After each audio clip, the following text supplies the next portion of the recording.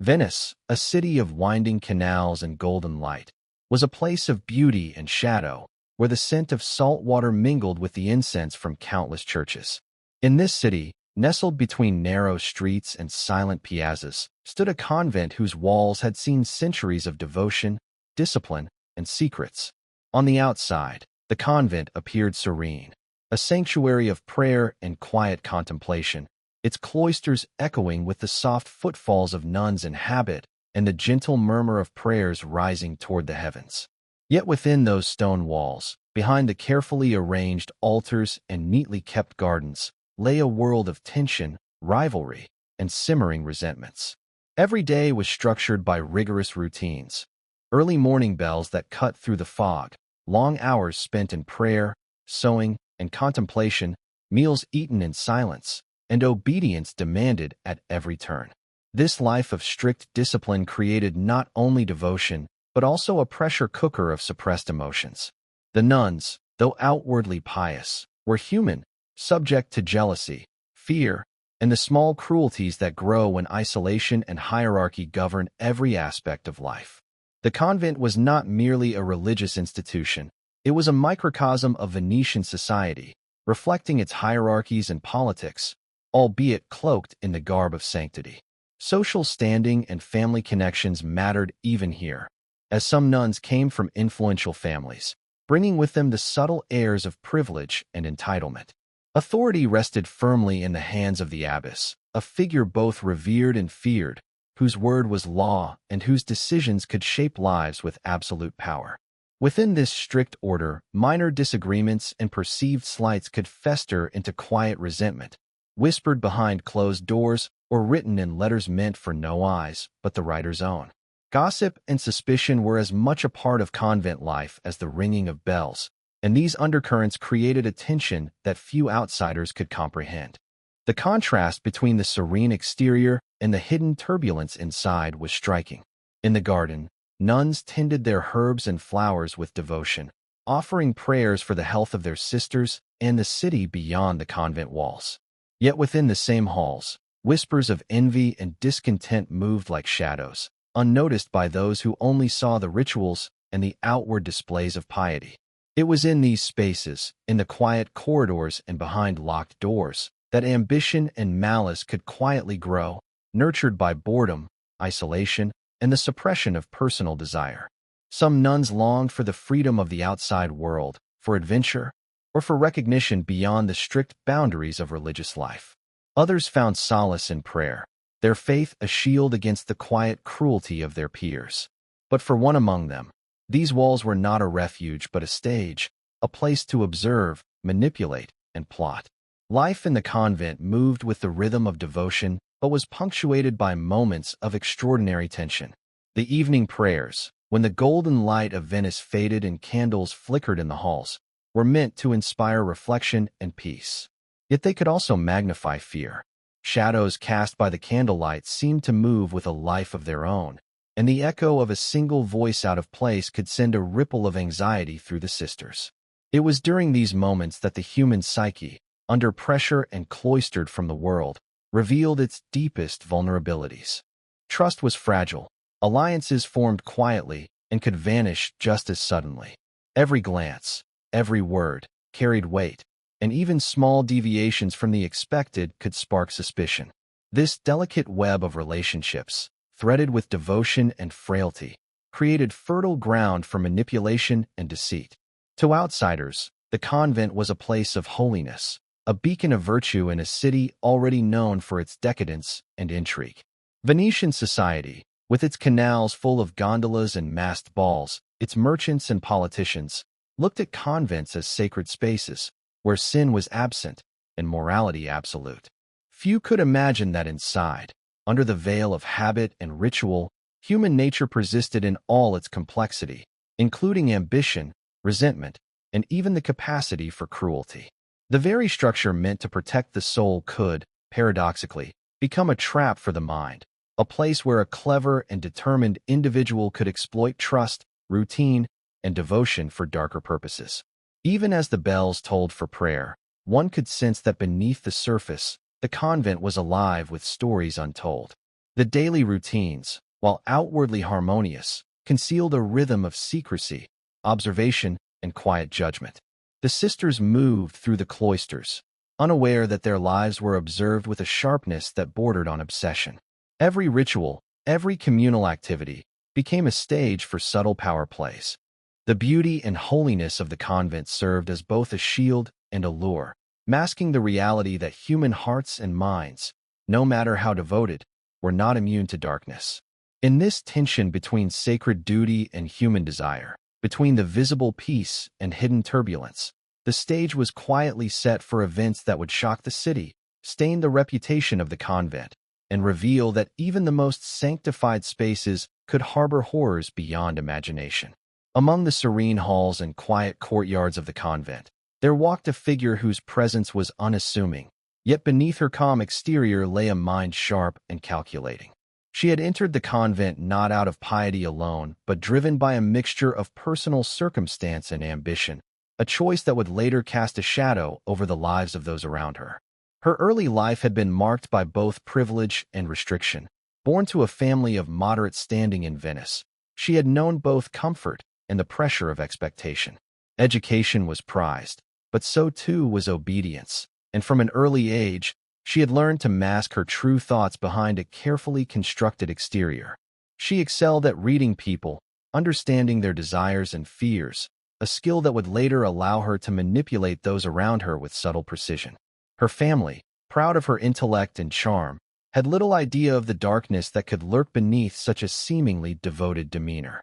When she chose the convent, it was presented as an act of devotion, a retreat from the world, and in many ways, she embraced the outward rituals and routines with a fervent semblance of sincerity.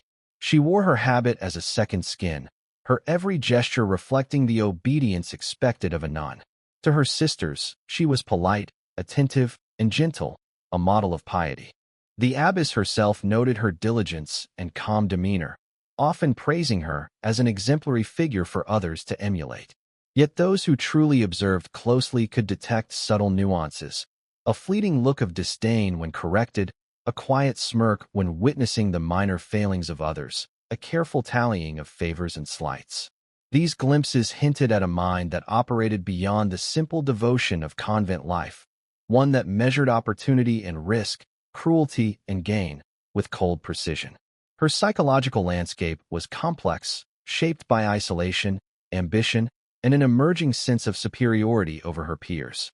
She understood the convent as a world bounded by rules, where power was subtle and influence often invisible. Where others saw limits, she saw pathways to control, manipulation, and, eventually, death. Her resentment toward authority, which she carefully concealed, stemmed not from rebellion alone, but from a belief that she herself was intellectually and morally superior to those around her. Every command from the abbess, every enforced ritual, became a canvas for her subtle defiance. She learned to smile while bending others to her will, to appear innocent while plotting acts that would remain hidden in plain sight. This duality, innocence on the surface, cunning beneath, made her both trusted and dangerous, a combination that would prove deadly. As she navigated convent life, she began to study her sisters with meticulous attention. She noted their weaknesses, fears, and patterns, memorizing details that would later allow her to manipulate, exploit, and ultimately harm them. Some nuns were timid, terrified of displeasing the abbess. Others were ambitious, seeking recognition or favor. She understood that each sister's personality could be leveraged for her own purposes, and over time, she cultivated relationships that allowed her to operate with near impunity. Her charm was disarming, her kindness genuine in the moment, yet calculated, a tool for masking her intentions. By the time her darker inclinations fully emerged, those around her could not imagine her as capable of betrayal, much less murder. Her intellect and patience became instruments of subtle power. She observed without drawing attention, spoke with care, and learned the rhythms of convent life with the precision of a strategist. Every daily ritual, from prayer to meals to chores, was a piece in a larger puzzle, each movement and glance catalogued in her mind. She experimented with influence, testing limits and reactions, noting how authority and fear could be manipulated. What may have seemed like casual attentiveness or simple obedience was, in fact, an elaborate strategy in which she rehearsed her moves and anticipated the responses of those around her. It was not impulsive cruelty that drove her, but a slow, calculated orchestration of events designed to maximize both control and the eventual spectacle of horror. The contrast between her outward piety and inner malice became her greatest weapon. Nuns and abbesses alike trusted her, sought her counsel, and found comfort in her presence. They could not imagine that someone so devoted, so careful in her prayers, could harbor intentions so dark. In a world where outward appearances were paramount, and where questioning a sister's virtue was taboo, her duplicity flourished. She moved through the convent like a shadow, observed yet unnoticed, her mind weaving plots that would one day disrupt the very order she had promised to uphold. It is important to understand that her actions were not the result of sudden madness or impulsive rage. They were born of calculation, observation, and an unsettling patience. She understood human nature, the fragility of trust, and the vulnerabilities created by isolation and strict routines. She measured the power of fear, the silence of suspicion, and the subtle influences of hierarchy, using each to her advantage. The convent, designed to shelter and guide the soul, inadvertently provided her with the perfect environment to cultivate her dark ambitions. She learned to move within its walls without drawing suspicion, to appear as a model of virtue while laying the groundwork for acts that would horrify all who trusted her.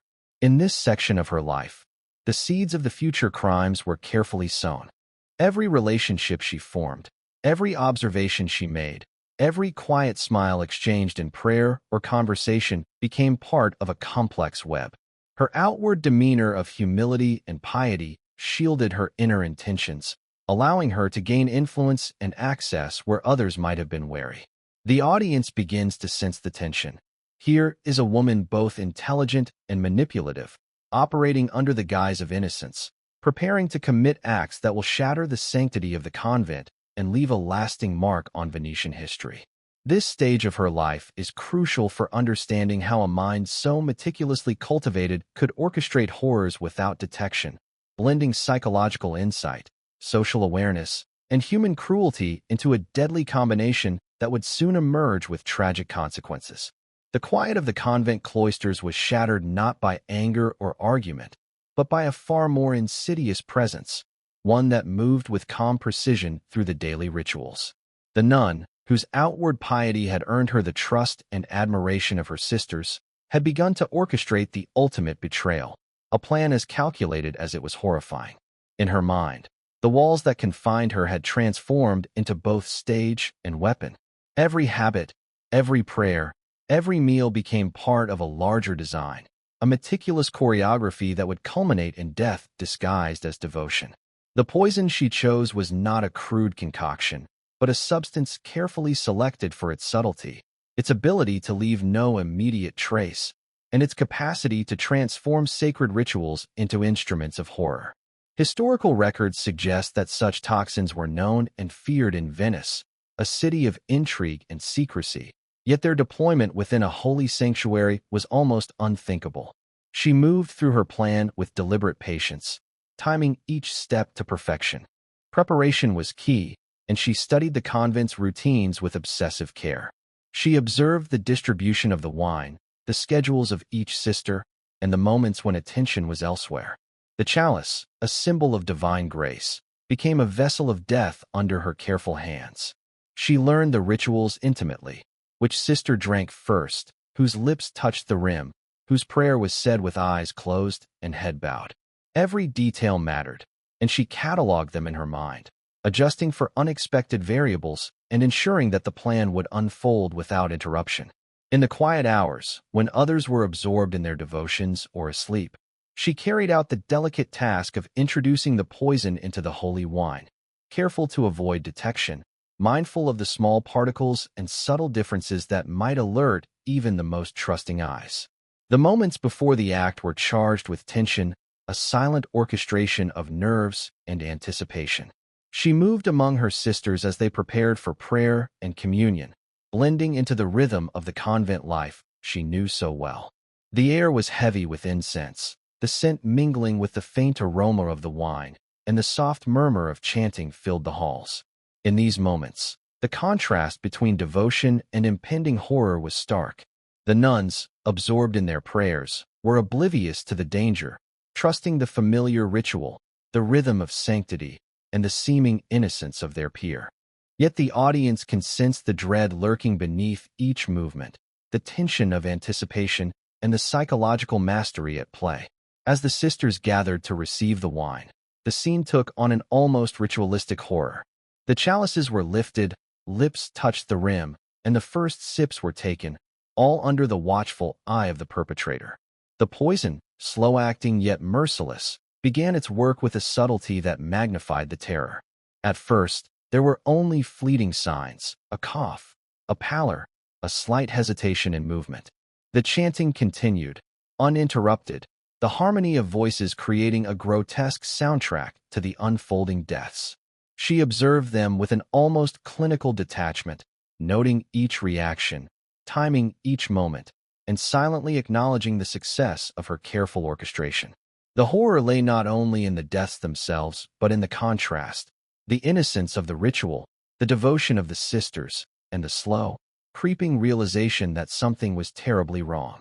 Venetian society, even within the walls of the convent, had a deep understanding of poisons and their effects, though the clergy and faithful often considered themselves insulated from such worldly dangers. Yet here, within the very heart of devotion, the boundaries between sanctity and mortality blurred. The audience is drawn into this tension, feeling the anticipation, the shock of betrayal, and the psychological terror as the sisters begin to falter one by one. Some attempt to steady themselves, clutching at the pews or at one another, while others collapse silently, the song of prayer still trembling on their lips. The nun's mastery lies in her patience. She has engineered the scene so that panic is delayed, that the ritual continues as normal until the full weight of horror becomes undeniable.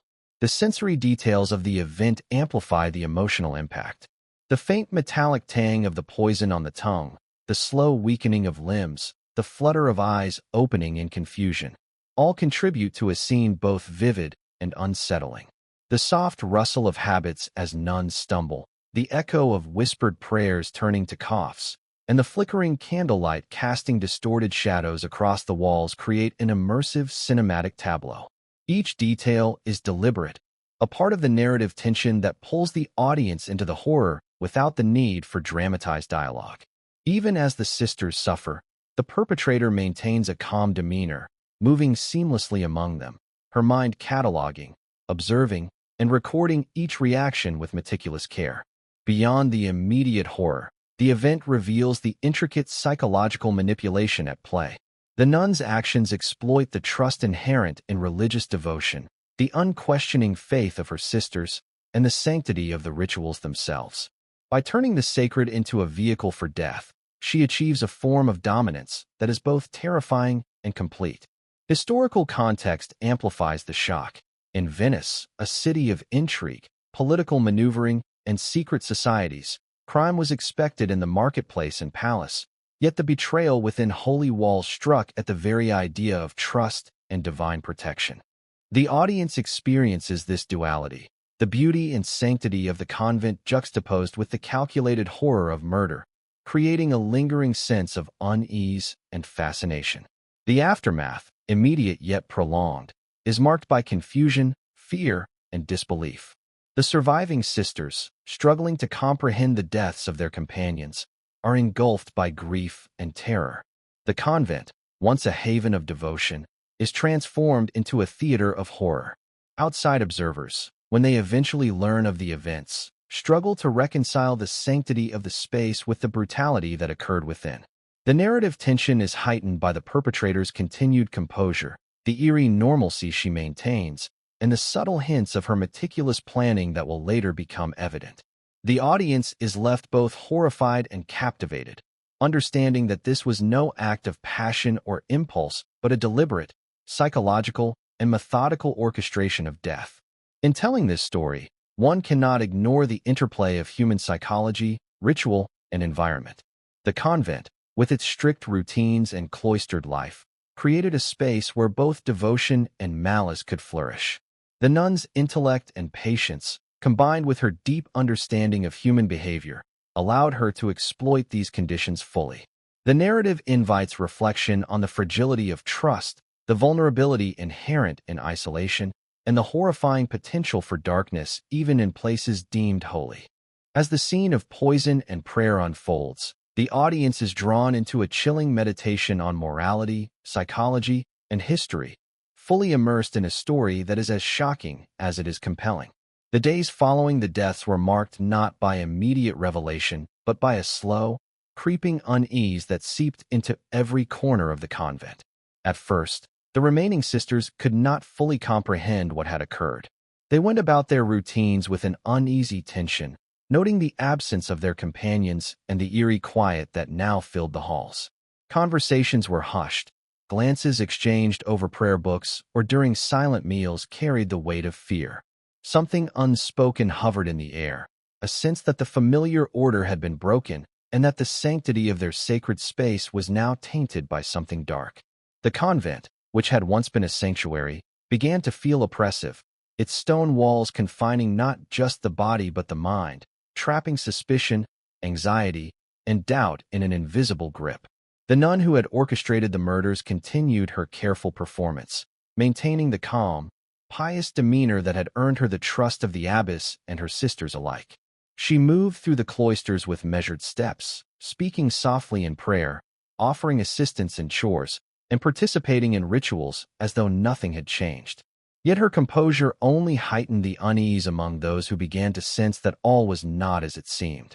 Small inconsistencies, brief moments of hesitation, or subtle changes in behavior by other sisters became magnified under the lens of suspicion. The survivors began to notice patterns, the ways in which their routines were disrupted, and the quiet observation that seemed to follow them from chapel to garden. Fear, once abstract, became tangible, taking shape in whispered conversations and nervous glances. The psychological impact of this creeping suspicion was profound. Trust, once a foundational principle of the convent, began to erode. Sisters questioned one another in ways they had never done before, their faith in both their peers and the sanctity of their surroundings shaken. Every gesture could be interpreted as deceit, every word as concealment. Even the abbess, a figure of authority and wisdom, could not fully restore the sense of safety that had once permeated the halls. The tension was compounded by the impossibility of confronting the situation directly. To accuse a sister of murder within the sacred walls was unthinkable, a blasphemy that could carry its own spiritual consequences. This created a liminal space in which fear, doubt, and moral confusion thrived, and the perpetrator navigated it with the calm precision of a predator in her element. As whispers spread, subtle manipulations began to shape perceptions. The nun, ever vigilant, leveraged the growing paranoia to her advantage, steering suspicion away from herself while quietly observing the ways in which others faltered under the weight of doubt. She knew the power of silence, of suggestion, and of indirect influence. A faint look, a softly uttered word, or a carefully timed action could plant seeds of uncertainty, allowing her to maintain control without overtly asserting it.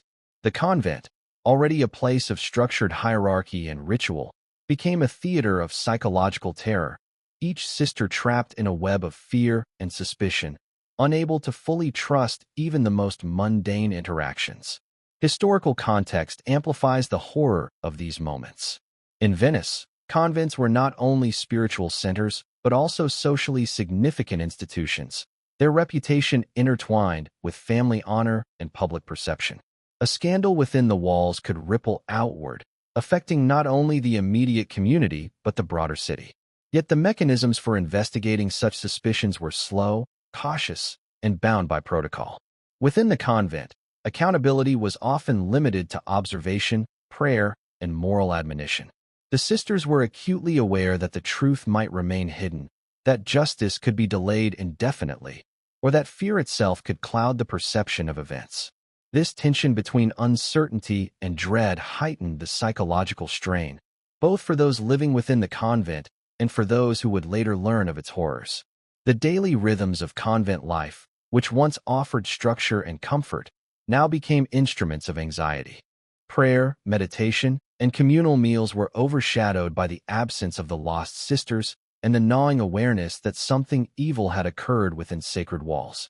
The chanting, once soothing and harmonizing, now carried a haunting undertone, echoing the absence of voices silenced by deliberate malice.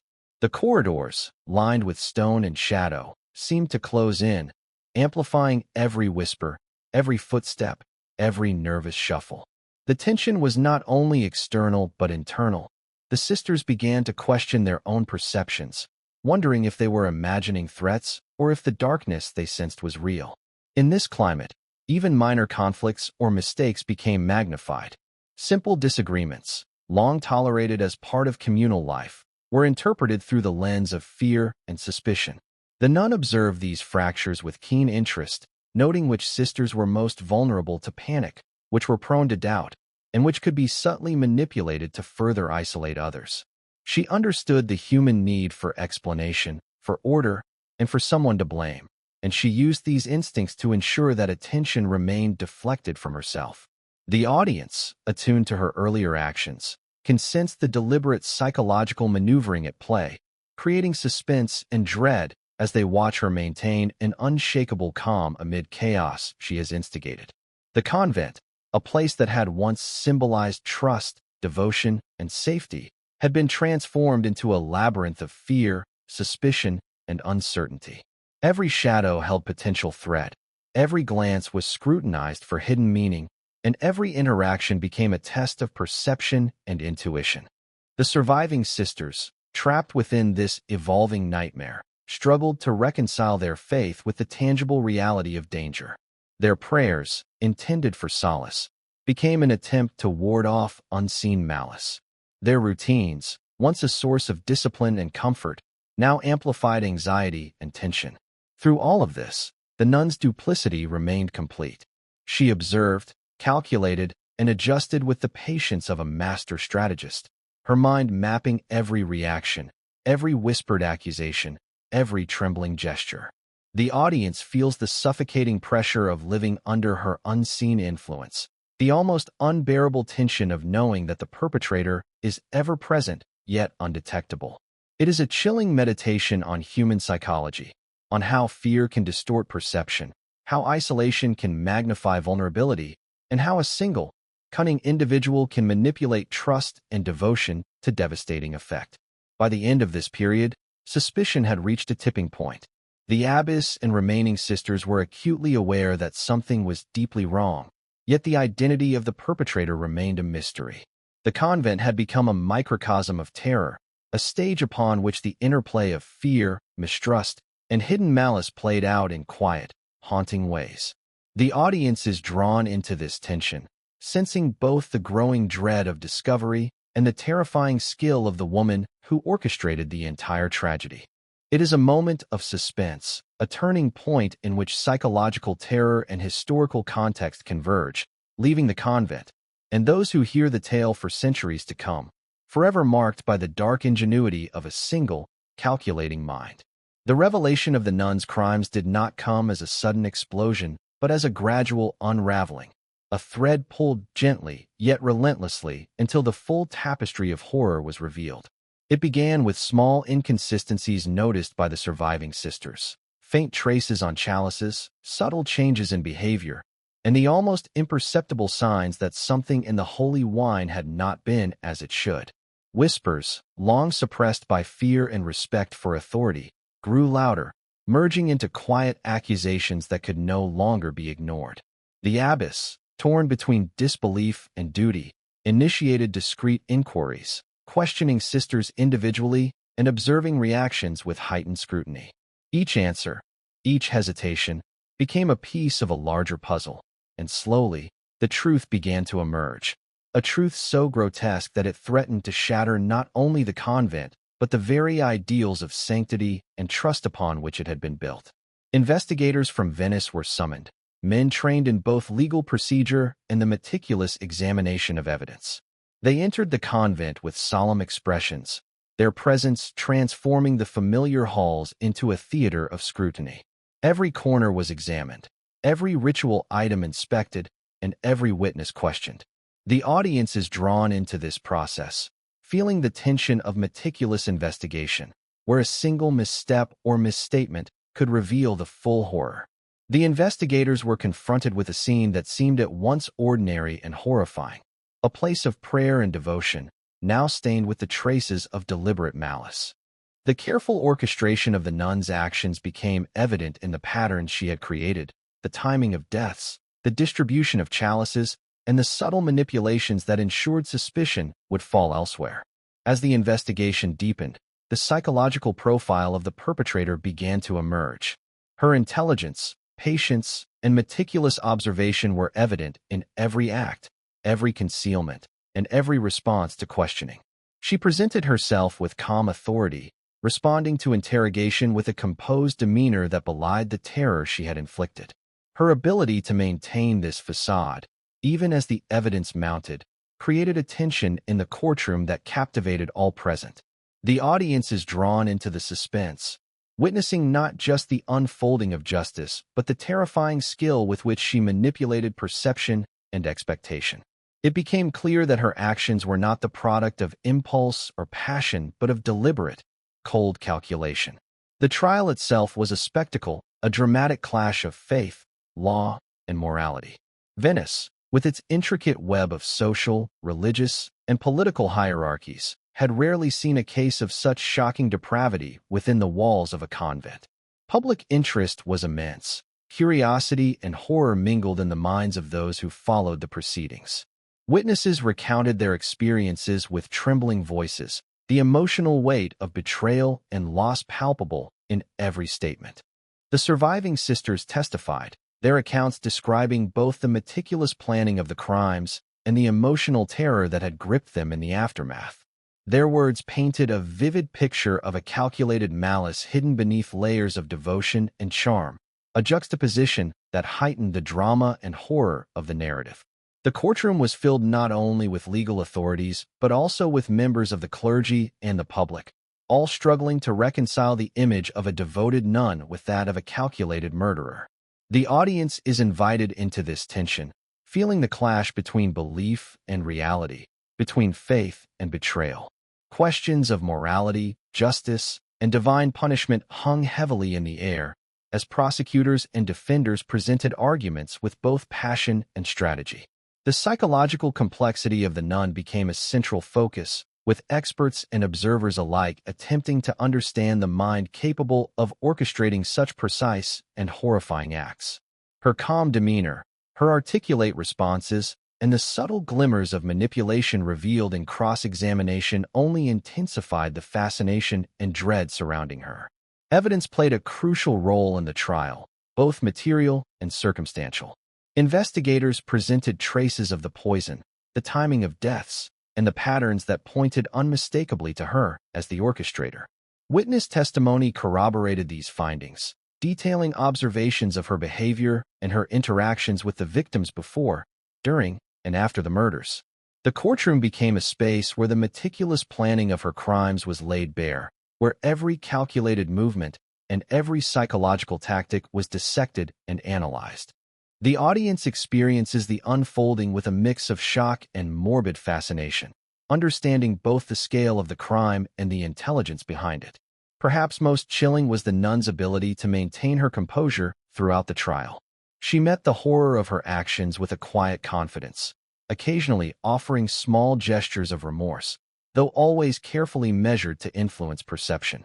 Her manipulation extended even here, as she sought to control the narrative, to shape how she was seen by both the court and the public. This psychological battle, unfolding within the rigid formality of Venetian justice, added an emotional depth to the trial, making it not merely a legal proceeding, but a study in human cunning, morality, and the consequences of hidden malice. The outcome of the trial, while delivering justice, did not fully erase the sense of violation and horror that had permeated the convent and the city.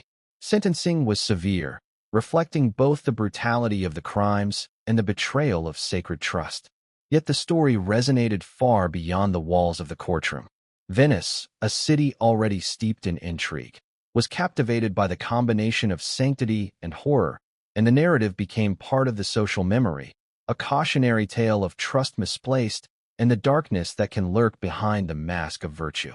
The audience is left with an understanding not only of the mechanics of justice, but of the profound psychological and moral implications of the events, a blend of shock, fascination, and reflection that lingers long after the details are recounted. In recounting the trial, it is impossible to ignore the interplay of human psychology, religious devotion, and societal norms. The nuns' crimes revealed vulnerabilities within the convent structure, the dangers of unexamined trust, and the capacity for intelligence and malice to intertwine with ritual and faith. The courtroom drama, vivid and emotionally charged, allowed both contemporaries and future generations to confront the uncomfortable reality that evil can operate under the guise of sanctity, and that appearances, no matter how pious, can be deceiving. By the time the trial concluded, the story of the nun had become more than a tale of murder. It was a meditation on morality, trust, and the fragility of human institutions in the face of calculated cruelty. The trial, while ending with legal resolution, marked only the beginning of the story's long shadow. Historians, writers, and later audiences would analyze the events for years to come, fascinated by the combination of meticulous planning, psychological manipulation, and the stark contrast between the nun's outward appearance and inner malevolence. The proceedings revealed not just the crimes themselves, but the deeper truths about human behavior, fear, and the ways in which social and religious structures can be exploited. The audience, fully immersed in this narrative, experiences both the horror and the intellect behind the actions, a blend of fascination, dread, and morbid curiosity that defines the genre of dark historical storytelling. The deaths within the convent left an indelible scar, one that lingered long after the last echo of the trial faded from the streets of Venice. The surviving sisters, though spared from the poison, carried a burden far heavier than grief alone, the knowledge that sanctity and devotion had been weaponized against them. The once comforting routines of prayer and ritual became reminders of betrayal, each familiar chant echoing with the memory of lost companions. Even the abbess, whose authority and guidance had once offered stability, struggled to restore order and trust, finding that the psychological wounds inflicted by the events were not so easily healed. The convent, a place meant to shelter souls, had become a repository of trauma, its walls bearing silent witness to the depths of human malice. Beyond the convent, the story reverberated through Venetian society, capturing the imagination and horror of a city already steeped in intrigue and whispered tales of scandal. Families spoke in hushed tones about the dangers lurking even within the most sacred spaces, and the narrative of the nun became a cautionary tale, a moral lesson interwoven with fear. The shocking reality that someone cloaked in devotion could commit such calculated murders challenged perceptions of trust, piety, and human nature. The public fascination was not merely with the crime itself, but with the unnerving juxtaposition of innocence and malevolence, the delicate balance of charm and cruelty that had allowed the nun to operate undetected for so long. Historical records suggest that the convent struggled for decades to recover its reputation. Pilgrims and local visitors, once drawn to the sanctuary for its spiritual promise, approached with suspicion or avoided it altogether. Families hesitated to send daughters into an institution now associated with horror and treachery. The tale of the murders became entwined with local folklore, amplified in retellings by chroniclers and storytellers eager to highlight both the piety and the danger that had coexisted within the convent's walls. Over time, the story evolved, growing in detail and drama, until it became emblematic of the dark potential hidden beneath even the most devout surfaces. Psychologically, the events served as a chilling reminder of human complexity. They illustrated how intelligence, patience, and observation could be twisted into instruments of terror, and how isolation and structured hierarchy could inadvertently enable cruelty. Scholars examining the case centuries later often remarked on the delicate interplay between environment and disposition, noting that the very structure designed to foster devotion and obedience had, in the wrong hands, created the conditions for manipulation and murder. The audience is drawn to the realization that evil is not always sudden or explosive. It can be slow, deliberate, and woven seamlessly into the routines of everyday life, making it all the more terrifying. The legacy of horror also affected religious perception. Devotion, once unquestioned, became tempered by caution. Clergy and laity alike began to consider the vulnerabilities inherent in trusting human guardians of sacred spaces without scrutiny. While faith itself remained, the story of the nuns served as a reminder that human frailty and malevolence could coexist with outward piety, and that institutions, no matter how holy, were not immune to corruption. It sparked debates about oversight, accountability, and the psychological pressures inherent in cloistered life, with some arguing that the very structure of convents needed reform to prevent such tragedies from recurring. Emotionally, the tale resonated because it touched on universal fears: betrayal by those closest to us, the fragility of trust, and the potential for hidden darkness behind familiar faces. The surviving nuns, even in old age, were haunted not just by the memory of death, but by the knowledge of calculation. The understanding that someone they had trusted implicitly had observed, plotted, and executed a series of murders with terrifying precision. The audience experiences this resonance, recognizing both the historical significance and the timeless psychological impact of such events, and feeling the weight of human cruelty amplified by cunning and patience. Legends grew around the convent, blending historical fact with myth and moral instruction. Visitors spoke of silent corridors haunted by whispers, of shadows that seemed to move independently, of faint echoes of prayer mingled with ghostly lament. While these tales often exaggerated, they reflected the lingering sense of unease and the emotional imprint left by the crimes. The story became a tool for reflection, a mirror held up to society to examine the intersection of faith, morality, and human capacity for evil. The convent, once a symbol of sanctity, had been transformed into a cautionary emblem, reminding all who heard the tale that appearances could deceive, and that darkness could reside where it was least expected. Ultimately, the legacy of horror extended beyond the immediate victims and survivors. It challenged notions of morality, tested societal trust, and reshaped perceptions of religious life in Venice. The events became a reference point for discussions of human behavior, psychological manipulation, and the complex interplay between environment and disposition. They also highlighted the enduring power of narrative, the ability of a single, meticulously calculated act to echo across generations, to influence thought, belief, and fear long after the perpetrators and witnesses were gone. The convent, its walls forever marked by tragedy, stood as both a monument to devotion and a testament to the fragility of trust, a place where the past and its lessons continued to resonate with dark, unforgettable clarity. In reflecting on this legacy, one cannot ignore the chilling realization that horror often persists in the spaces where it is least expected. The convent, designed for sanctuary, became a stage for tragedy. Trust, meant to nurture devotion, became a conduit for death, and a single cunning mind was able to exploit both to devastating effect. The story of the nun, her victims, and the enduring aftermath reminds audiences that history is not merely a collection of dates and events, but a tapestry woven with human psychology, morality, and emotion. It endures not only as a historical record but as a dark lesson, compelling us to examine the delicate balance between faith, trust, and the capacity for cruelty that lies within the human heart. As the story of the Venice Nun and her meticulously executed murders settled into history, it left behind more than just records of crime and punishment. It left a mirror reflecting the complexities of faith, human psychology, and morality. Across the centuries, scholars, storytellers, and the curious alike have returned to the events within those convent walls, not merely to recount the acts themselves, but to ponder the profound questions they raise. How can devotion coexist with deception? How can sanctity mask malevolence? The tension between the external appearance of piety and the internal workings of the human mind lies at the heart of the fascination and horror of this narrative. It forces us to confront the uncomfortable truth that evil is not always grandiose or overt. Sometimes it is quiet, calculated, and concealed behind rituals meant to inspire trust and reverence.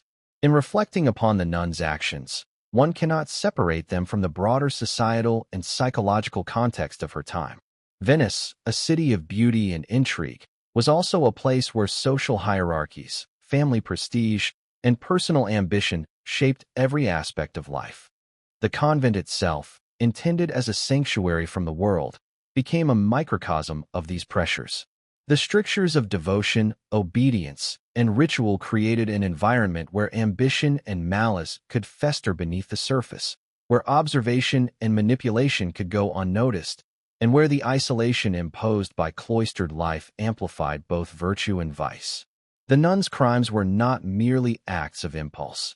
They were the culmination of years of careful calculation, a chilling testament to the ways in which intelligence, opportunity, and moral corruption can intersect.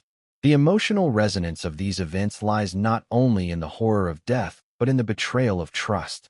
The surviving nuns, the abbess, and even the broader Venetian community had placed faith in her, believing that her devotion was genuine. That faith, both spiritual and social, was weaponized, twisted into a tool for murder. The psychological impact of such betrayal is profound, illustrating a universal fear that those closest to us, those whom we trust implicitly, can harbor hidden intentions capable of unimaginable harm. It is this universality that makes the story compelling across time, a narrative that resonates not just as historical curiosity, but as a reflection on human vulnerability, perception, and the fragile boundaries between virtue and vice. Faith itself becomes a central theme in this reflection. For the sisters, their devotion was meant to cultivate virtue, obedience, and spiritual growth. Yet, in the shadow of calculated malevolence, that same faith became a lens through which horror was magnified. Prayers intended for solace became tinged with dread. Rituals designed to affirm trust were transformed into instruments of fear, and the symbols of sanctity became reminders of human fragility. The audience is invited to grapple with the paradox that the sacred and the profane are not always distinct, that the structures meant to protect the soul can be manipulated, and that human cunning can exploit even the most hallowed spaces for malevolent ends. Psychologically, the story serves as a study in duality. The nun herself embodied contradictions, outwardly devoted yet inwardly calculating, outwardly gentle yet capable of deliberate cruelty, a figure both trusted and feared without ever appearing threatening. Her actions demonstrate the power of observation, patience, and subtle manipulation. She understood human behavior deeply, how fear, loyalty, and habit could be leveraged, how silence and suggestion could control perception, and how trust could be exploited without detection. In this, the narrative transcends its historical setting, offering insight into the mechanics of deception and influence, applicable in both ordinary life and extreme circumstances. The betrayal within the convent also highlights the fragility of institutions meant to safeguard morality. Religious life, with its rigid hierarchies and structured routines, provided both sanctuary and vulnerability. The trust placed in individuals, the deference to authority, and the assumption of virtue created conditions in which manipulation could thrive. The audience is led to reflect on the delicate balance between faith in others and vigilance, between adherence to ritual and awareness of human complexity. The story suggests that no system, no matter how sanctified, is immune to exploitation when intelligence, patience, and malevolence converge. Emotionally, the tale resonates because it confronts us with the unexpected, that darkness can reside behind the most serene facades, that evil can operate under the guise of devotion, and that human perception is fallible. The horror is amplified by contrast. The singing, the prayers, the holy rituals juxtaposed with calculated death, the calm demeanor masking cruelty, and the sanctified environment concealing treachery. This contrast between light and dark, between trust and betrayal, lies at the heart of the narrative's enduring power, evoking both fascination and unease. The audience, immersed in this story, experiences the tension of knowing the truth while witnessing the outwardly serene facade maintained for so long. Reflections on the broader implications extend beyond the convent. The story challenges assumptions about morality, trust, and the nature of evil. It asks us to consider how we evaluate character, how we interpret devotion and outward appearances, and how institutions, religious, social, or otherwise, can be manipulated by those with cunning intent. The Venetian nuns' actions are extreme, yet they underscore a universal truth that deception often relies not on brute force but on subtlety, patience, and the exploitation of trust. This makes the narrative not only a historical account, but also a meditation on human nature, one that remains relevant across time and cultures. In the end, the story leaves audiences with a profound emotional and intellectual imprint. It invites contemplation of the complex interplay between faith and morality, trust and betrayal, appearance and reality. The convent, the murders, and the trial are not just historical events. They are a lens through which to examine human psychology, the consequences of deception, and the enduring tension between virtue and vice. The horror endures because it is rooted in recognition. The understanding that the potential for manipulation and betrayal exists within the human condition, and that the most serene environments can conceal the darkest intentions. As the narrative concludes, the lessons resonate with cinematic clarity. The nun's meticulous planning, her psychological insight, and her ability to operate undetected highlight both the brilliance and the terror of her actions. The survivor's trauma, the societal shock, and the enduring fascination with the case underscore the emotional power of the story. Ultimately, this reflection serves as both a historical account and a timeless meditation, a cautionary tale that challenges us to look beyond appearances, to question trust and authority, and to recognize that human behavior, even in the most sacred spaces, can defy expectations in ways that are both horrifying and compelling. The story of the Venice Nun is, above all, a narrative of contrasts, devotion and cruelty, faith and betrayal, ritual and horror. It is a reminder that history is not merely a chronicle of events, but a tapestry woven with psychology, morality, and emotion. In the quiet contemplation of these events, the audience is left with a lingering sense of awe and unease, an understanding that the human heart is capable of both profound piety and unfathomable darkness. It is a story that resonates not only as a historical account, but as a reflection on the fragility of trust, the complexity of human nature, and the enduring tension between light and shadow that defines both individual lives and collective history.